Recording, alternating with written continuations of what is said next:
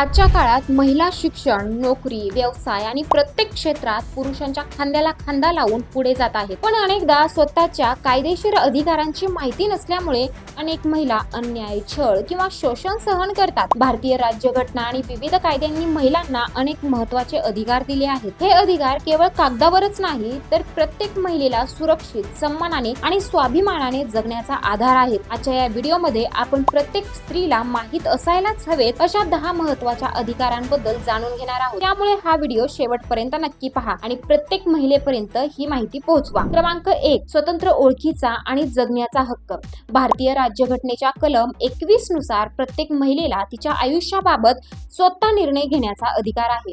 यामध्ये तिची जीवनशैली, शिक्षण, करिअर, कपडे, मत, विचार आणि स्वतःच्या इच्छेनुसार आयुष्य जगण्याचा मूलभूत हक्क समाविष्ट होतो. कोणालाही तिच्यावर बळजबरीने निर्णय लादण्याचा अधिकार नाही. क्रमांक 2. लग्नासाठी स्वतःच्या संमतीचा अधिकार. हिंदू विवाह कायदा 1955 नुसार विवाह वैध ठरण्यासाठी दोन्ही पक्षांची स्वेच्छेने संमती आवश्यक आहे. महिलेच्या इच्छेविरुद्ध किंवा जबरदस्तीने लावलेले लग्न न्यायालयात आव्हान देता येते. त्यामुळे विवाह हा केवळ कुटुंबाचा निर्णय नसून महिलेच्या स्पष्ट संमतीवर आधारित असायलाच हवा. क्रमांक 3. सुरक्षित गर्भपाताचा अधिकार. वैद्यकीय गर्भपात कायदा 1971 सुधारित 2021 अंतर्गत वैद्यकीय सल्ल्यानुसार महिलेला विशिष्ट परिस्थितीमध्ये 24 आठवड्यांपर्यंत सुरक्षित गर्भपात करण्याचा अधिकार आहे.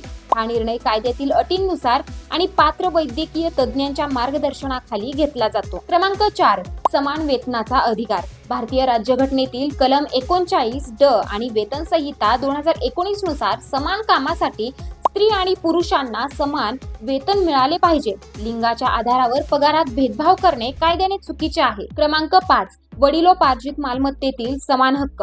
हिंदू वारसा कायदा 1956 सुधारित 2005 नुसार मुलगी आणि मुलगा या दोघांनाही वडिलोपार्जित मालमत्तेत समान अधिकार आहे. लग्न झाल्यानंतरही मुलीचा हा हक्क संपत नाही. ती कायदेशीररित्या तिच्या वाट्याचा हिस्सा मागू शकते.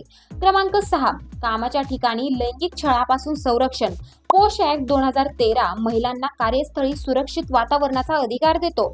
ऑफिसमध्ये अश्लील बोलणे, अवांछित स्पर्श, मानसिक त्रास किंवा कोणत्याही प्रकारचा लैंगिक छळ झाल्यास महिला संस्थेच्या अंतर्गत तक्रार समितीकडे तक्रार करू शकते. क्रमांक 7. महिला अधिकाऱ्याकडूनच पोलीस चौकशीचा अधिकार.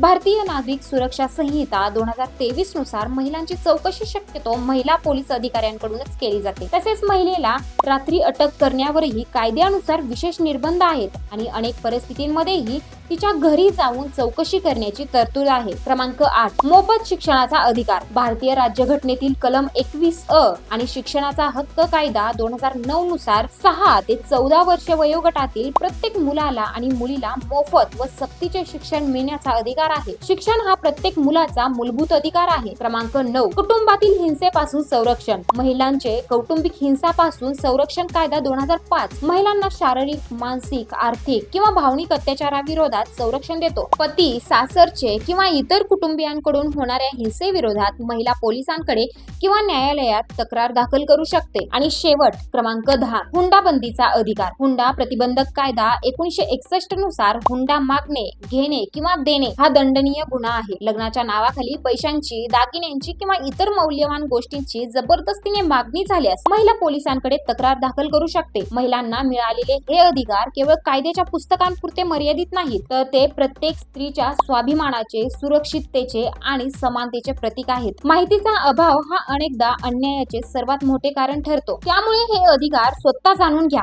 आपल्या घरातील मुली, बहिणी, पत्नी, आई आणि मैत्रिणींनाही सांगा. लक्षात ठेवा, जागृत महिला हीच सक्षम महिला. जर ही माहिती उपयुक्त वाटली असेल तर हा व्हिडिओ जास्तीत जास्त शेअर करा, जेणेकरून प्रत्येक स्त्रीपर्यंत तिचे हक्क पोहोचतील. धन्यवाद.